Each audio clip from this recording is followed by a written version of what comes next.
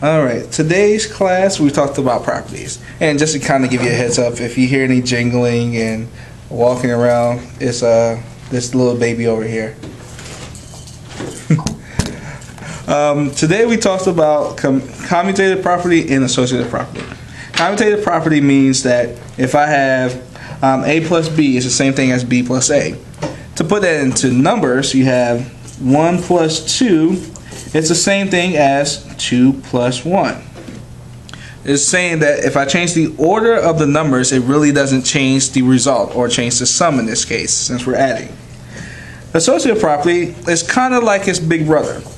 You have A plus B plus C with A and B in parentheses. It's the same thing as A plus B plus C with B and C in parentheses. So if I were to put numbers to that, 1 plus 2, which is in parentheses at first, plus 3 is the same thing as 1, which is outside of parentheses this time, plus 2 plus 3.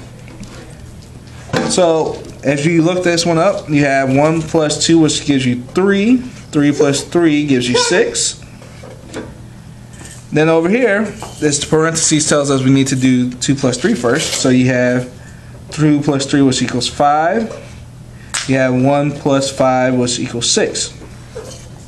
So in this case, the changing the grouping of what we're doing first doesn't change the sum. We still got 6 either way.